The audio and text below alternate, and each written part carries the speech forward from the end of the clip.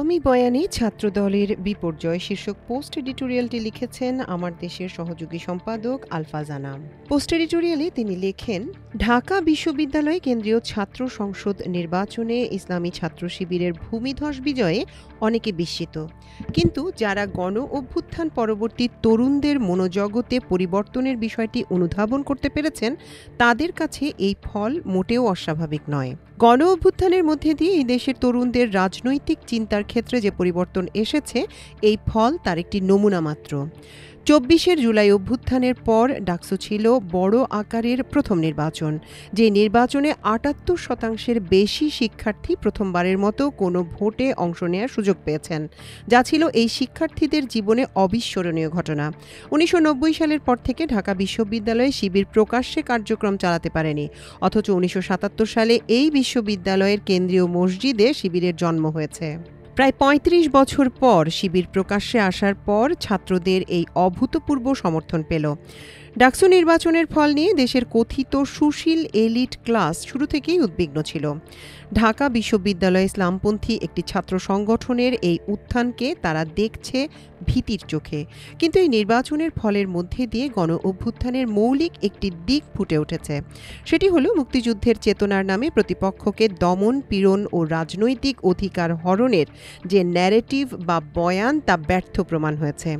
হাসিনার ১.৫ দশকের শাসনামলে জামাত শিবির সহ ইসলামপন্থীদের ওপর শুধু এই কৌশল প্রয়োগ করা হয়নি, বিএনপিকে তারা স্বাধীনতা বিরোধী একটি দল হিসেবে চিত্রিত করেছে। এমনকি স্বাধীনতার ঘোষক জিয়াউর রহমানকে পাকিস্তানি চর বলে চরিত্র হননের চেষ্টা করা হয়েছে। হাসিনার এই চেতনার রাজনীতিতে সাধারণ মানুষ, বিশেষ করে তরুণরা ক্ষুব্ধ। ডাকসু নির্বাচনে ইসলামী ছাত্র শিবিরকে ৭১-এর চেতনা দিয়ে কোণঠাসা করার যে চেষ্টা প্রতিপক্ষ সংগঠনগুলো চালিয়েছে, তাতে সাধারণ ছাত্ররা কোনো সাড়াই দেয়নি, বরং তারা গুরুত্ব দিয়েছেন ক্যাম্পাসের নিরাপত্তা, হলগুলো রাজনৈতিক প্রভাবমুক্ত রাখা, শিক্ষা ও গবেষণার সুযোগ নিয়ে ছাত্র সংগঠনগুলো কী ধরনের প্রতিশ্রুতি দিয়েছে তার উপর। মতাদর্শগত রাজনীতির নামে বিভাজন কিংবা রাজনীতির পুরনো রেটরিক তারা প্রত্যাখ্যান করেছেন। ঢাকা বিশ্ববিদ্যালয়ের অধিকাংশ শিক্ষার্থী গ্রামের নিম্ন মধ্যবিত্ত পরিবারের সন্তান, তাদের জীবনযাপনের মধ্যে রয়েছে ইসলামের প্রভাব, কিন্তু বছরের পর বছর এই শিক্ষার্থীদের ঢাকা বিশ্ববিদ্যালয়ে পড়ার কারণে পারিবারিক শিক্ষা ও ইসলামী মূল্যবোধ থেকে বিচ্ছিন্ন রাখার চেষ্টা মেনে নিতে হয়েছে। টুপি, দাড়ি, এমনকি নামাজ পড়ার জন্য অনেককে নির্যাতিত হতে হয়েছে। ৫ আগস্টের পর তারা যে মুক্ত পরিবেশ পেয়েছেন, তাতে শিবিরের নেতাকর্মীদের তারা আপন হিসেবে পেয়েছেন। কিন্তু একথাও মনে রাখতে হবে, ইসলামী ছাত্র শিবির যে মতাদর্শের রাজনীতি করে, শিক্ষার্থীরা তা সমর্থন করেছেন এমন নয়। তারা মনে করেছেন শিবিরের নেতাকর্মীদের জয়ী করলে তাদের স্বার্থ রক্ষা করতে পারবেন। শিবির যে ইশতেহার নিয়ে শিক্ষার্থীদের সামনে হাজির হয়েছে, সেখানে সমস্যা সমাধানে তাদের চমৎকার কর্মপরিকল্পনা তুলে ধরা হয়েছে, যা সংগঠনটির নেতৃত্বের প্রতি আস্থা স্থাপনে ভূমিকা রেখেছে। এছাড়া বছর ধরে বিশ্ববিদ্যালয় ক্যাম্পাসে শিবির নানা ধরনের কর্মসূচি পালন করেছে। এর মধ্যে কিছু ছিল সেবামূলক, আর কিছু ছিল ছাত্রদের সঙ্গে সম্পৃক্ত প্রচারণামূলক কর্মসূচি, যেমন সায়েন্স ফেস্ট ও জুলাই আগস্টের আন্দোলন নিয়ে নানা ধরনের প্রোগ্রাম। এসব কর্মসূচি সাধারণ শিক্ষার্থীদের শুধু দৃষ্টি আকর্ষণ করেনি, তাদের সাংগঠনিক দক্ষতার প্রমাণ বহন করে। শিবিরের প্রতি সাধারণ ছাত্রদের আস্থার আরেকটি কারণ ছিল, সংগঠনটি সাধারণ শিক্ষার্থীদের প্রতি বার্তা দিতে পেরেছে তাদের যেভাবে নিখাদ একটি ধর্মীয় ছাত্র সংগঠন হিসেবে বিবেচনা করা হয়, তারা তেমনটি নয়।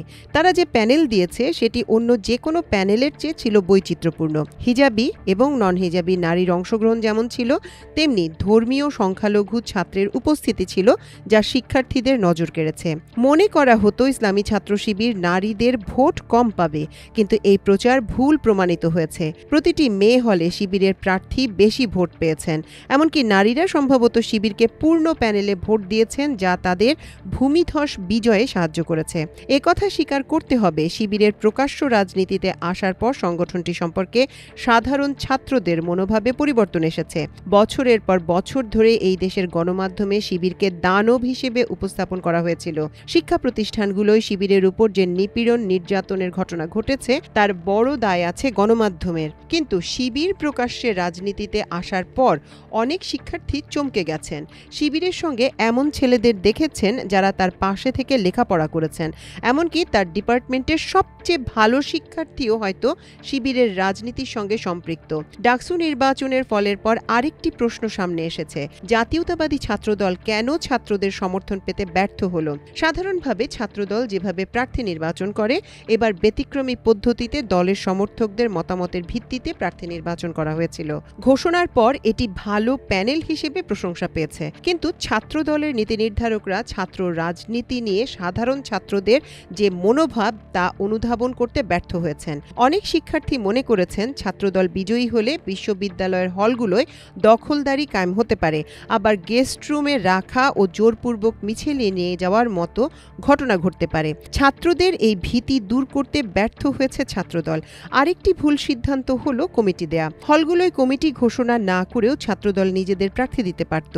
এই কমিটি ঘোষণার পর থেকে ছাত্রদলের ব্যাপারে সাধারণ শিক্ষার্থীদের মনোভাবে পরিবর্তন ঘটে। ছাত্রদলের প্রচারের কৌশল ছিল ভুলে ভরা। ইশতেহারে দেয়া শিক্ষার্থীদের জন্য নেয়া ভবিষ্যৎ পরিকল্পনা তুলে ধরার চেয়ে তারা শিবিরের সমালোচনায় বেশি ব্যস্ত ছিল। নেতিবাচক প্রচারের মাধ্যমে ছাত্রদের কাছে শিবিরকে সবচেয়ে প্রভাবশালী সংগঠন হিসেবে তুলে ধরেছে ছাত্রদল। এর ফলে শিবিরের ব্যাপারে সাধারণ শিক্ষার্থীরা আরও বেশি আগ্রহী হয়ে ওঠেন। শিবিরের ভিপি প্রার্থী সবসময় জুলাই আন্দোলন এবং ছাত্রদের সমস্যার দিকে আলোকপাত করেছেন। জুলাই আন্দোলনে তার গুরুত্বপূর্ণ ভূমিকা থাকার পরও তিনি নিজের ভূমিকার কথা নির্বাচনী প্রচারে ব্যবহার করেননি। অন্যদিকে ছাত্রদলের প্রার্থীরা ব্যক্তির ভূমিকা বড় করে তুলে ধরার চেষ্টা করেছেন, যা সাধারণ শিক্ষার্থীদের কাছে আত্মপ্রচারণামূলক বলে মনে হয়েছে। অপরদিকে শিবির তাদের প্রচারে পুরোপুরি মনোনিবেশ করেছে বিশ্ববিদ্যালয়ের শিক্ষার্থীদের সমস্যার উপর। তারা বছর ধরে শিক্ষার্থী বান্ধব কর্মসূচি পালন করেছে। স্বাভাবিকভাবে শিক্ষার্থীদের মধ্যে ধারণা তৈরি হয়েছে শিবির বিজয়ী হলে শিক্ষার্থীদের সমস্যা সমাধানে আন্তরিকভাবে কাজ করতে পারবে। শিবিরকে কোণঠাসা করতে ছাত্রদল মুক্তিযুদ্ধের চেতনা এবং ৭১-এ জামায়াতের ভূমিকা আনার চেষ্টা করছে।